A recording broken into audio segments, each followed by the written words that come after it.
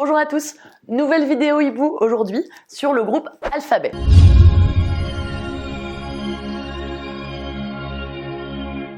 Alphabet, c'est la holding qui a été créée en 2015 pour décharger en fait la société Google de toutes ses activités pour qu'elle puisse se recentrer vraiment sur son cœur de métier. Et c'est donc un conglomérat qui regroupe notamment bien sûr Google, premier moteur de recherche dans le monde, qui détient donc plus de 90% du marché, très loin devant Bing par exemple, qui est toujours à 3% du marché, et ce malgré ChatGPT. Ça regroupe également Google Chrome, le navigateur, continue lui aussi d'accroître ses parts de marché dans le monde. On est aujourd'hui, je crois, à 77% de parts de marché, très loin devant le numéro 2 Safari, qui lui est descendu à 9%, donc une domination de Google Chrome qui augmente. On a également Gmail, le premier service de messagerie dans le monde, avec 1,8 milliard de comptes actifs aujourd'hui, donc ça représente environ un tiers du marché des comptes mail et autres associés. On a Google Maps, utilisé chaque mois par plus d'1 milliard de personnes, premier outil de navigation mondial. Le numéro 2, c'est l'Israélien à l'origine, mais qui a été racheté par Google lui aussi, c'est Waze, avec un peu plus de 10% du marché. Donc voilà, domination écrasante, là encore, de Alphabet, Google sur ces différents outils. On a aussi Android, qui a un peu moins de 70% du marché, versus un peu moins de 30% pour iOS et Apple. On a enfin YouTube, qu'on peut citer, autre grosse figure de proue du groupe Alphabet Google, avec 2,5 milliards d'utilisateurs chaque mois.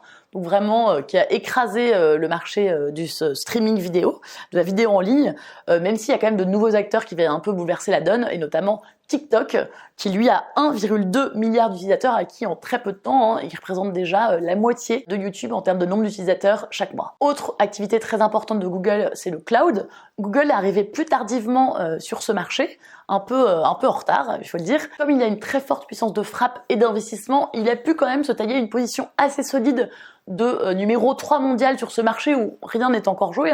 Ils sont à 10% de part de marché, assez loin quand même derrière Microsoft Azure qui est à 25% et Amazon qui est à 31%, mais il grignote des parts de marché, et donc il a une position solide de numéro 3 mondial, même s'il est arrivé un peu en retard sur ce marché-là.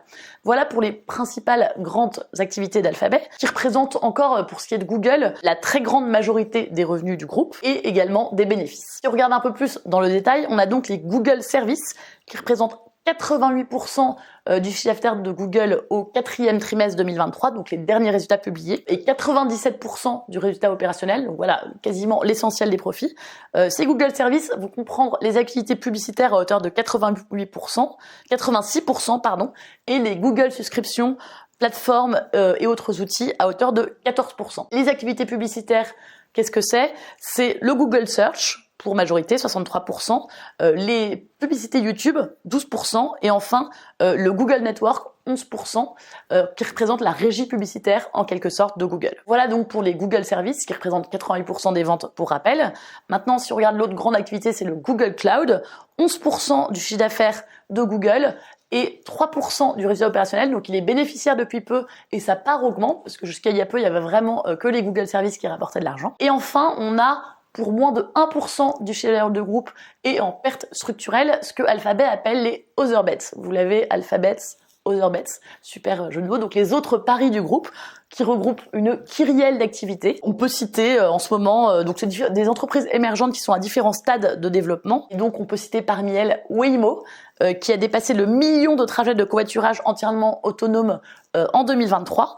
Isomorphic Labs, qui a conclu des partenariats stratégiques avec Eli Lilly et Novartis pour appliquer l'intelligence artificielle au traitement des maladies, et donc un secteur à fort potentiel. Voilà, c'est deux exemples parmi beaucoup d'autres des other bets du groupe Alphabet. Si on regarde sur le plan géographique, les États-Unis restent le premier marché du groupe, avec donc presque 46% des ventes, et autre particularité, Alphabet n'est pratiquement pas présent en Chine.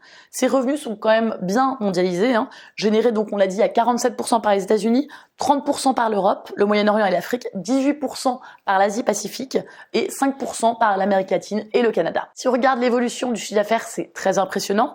On est à plus de 18% de croissance par an sur la dernière décennie, avec une hausse qui est continue, et donc un rythme de croissance impressionnant pour atteindre 307 milliards de dollars en 2023. Sur cette même décennie, Les coûts des biens et services vendus, qui représentent en 2023 un peu moins de 40% du chiffre d'affaires, donc une part très très conséquente, ont cru un peu plus vite que les ventes.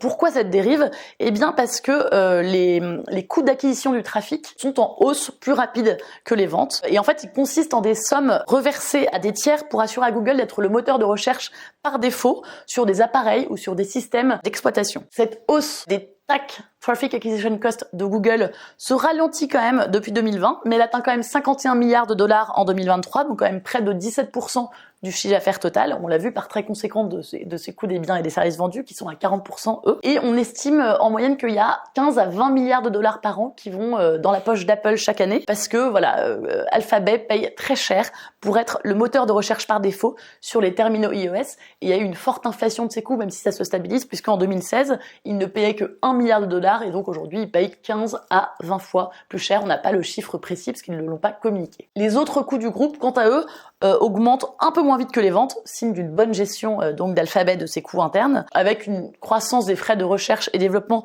qui est légèrement plus rapide que les ventes sur la décennie, plus 19%, mais là encore c'est plutôt un point positif, et c'est compensé par la croissance moins forte des autres postes de coûts. Et donc en conséquence, on a un résultat net part du groupe qui, sur la même période, a progressé de 20% par an depuis 10 ans, et donc une marge nette qui est très élevée, 22% en moyenne sur les 10 dernières années et 24% en 2023, au-dessus de sa moyenne historique. Il faut noter, et c'est quand même assez fascinant, que de toute son histoire, le groupe n'a jamais connu une baisse de son chiffre d'affaires, et il a connu une seule baisse de ses résultats, la forte hausse post-Covid de plus 85% en 2021 dans les résultats, ayant été suivie par un recul de moins 10% en 2022, mais un recul qui a déjà été rattrapé en 2023. Donc on a vraiment une très grosse solidité et une croissance quand même très résiliente du groupe sur ces dernières années. Voilà, un groupe magnifique, hein, comme vous l'avez bien décrit Marie.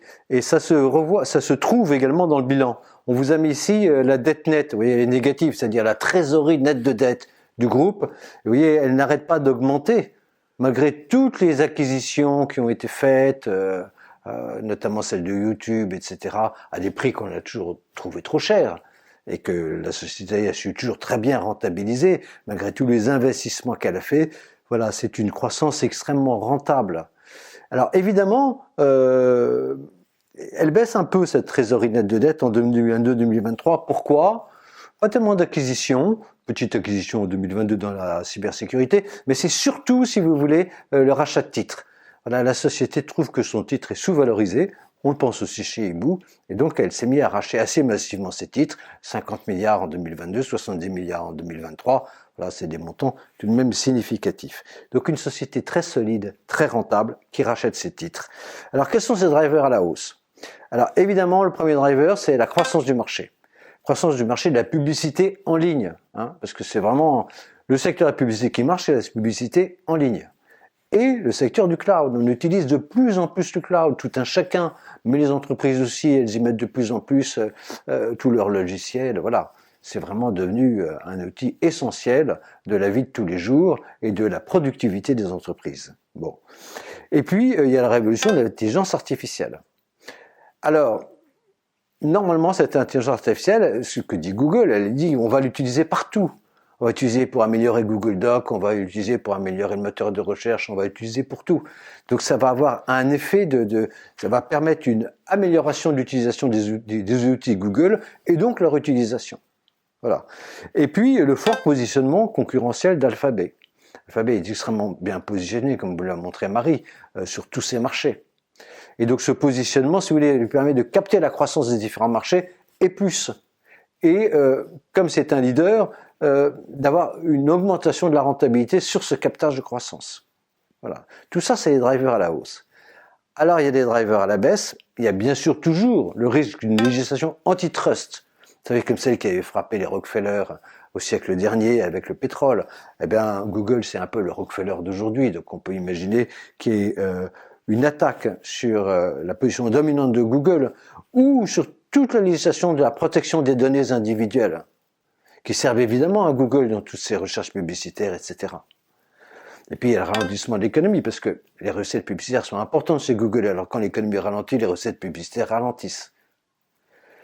Et puis une concurrence accrue, et notamment l'émergence d'un challenger dans l'intelligence artificielle. On peut imaginer que tout à coup, une société fasse une percée, que cette percée soit par exemple utilisée par Microsoft, avec ChatGPT, pour améliorer son moteur de recherche. C'est pas le cas aujourd'hui. Et puis c'est vrai en plus que Google est fort en intelligence artificielle. Bon, il n'est pas arrivé le premier, mais sur le cloud, il n'est pas arrivé le premier non plus, mais il a rattrapé. Et donc on peut imaginer aussi qu'il rattrape sur l'intelligence artificielle. Donc c'est un risque, mais c'est pas une probabilité pour Hibou. Donc au global, si on regarde les comptes, qu'est-ce qu'on voit? On est à 20 fois les bénéfices 2024, consensus analyste, 17,6 fois les bénéfices attendus en 2025. Bon, il n'y a pas de rendement, mais ils rachètent leurs titres. Donc si vous voulez 20 fois, 17,6 fois l'année prochaine pour une société aussi dominante de cette qualité avec autant de cash, autant de potentiel, c'est vraiment pas cher. Alors la moyenne historique, c'est vrai, du PER est de 20, mais la croissance des bénéfices historiques est de 20%.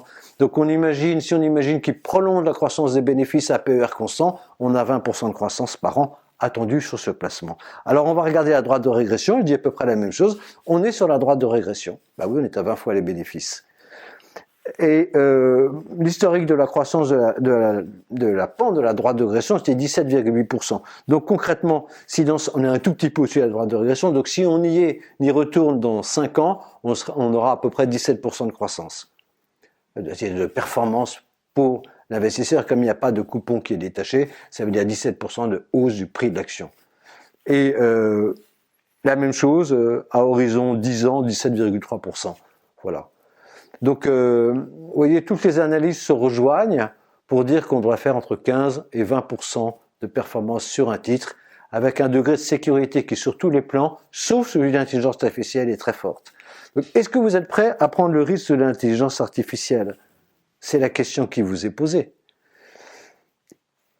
Est-ce qu'il va vraiment y avoir une société qui va débouler toutes les autres, alors que tout le monde fait du travail sur la recherche sur l'intelligence artificielle? On peut imaginer que ce soit un savoir finalement partagé par de multiples sociétés, qu'il n'y en ait pas une qui emporte toutes les autres. Et s'il y en a une qui emporte toutes les autres, ça sera peut-être racheté par Google, ou ce sera peut-être Google. Donc si vous êtes prêt à prendre ce risque, eh bien cette société leader sur des secteurs en croissance avec des fortes positions concurrentielles mérite vraiment d'être achetée. Et puis si vous mutualisez votre portefeuille, vous pouvez bien avoir une zone d'improbabilité sur un risque. Donc nous sommes très acheteurs d'Alphabet chez Hibou et j'espère que ce conseil vous sera utile. À très bientôt avec l'équipe Hibou.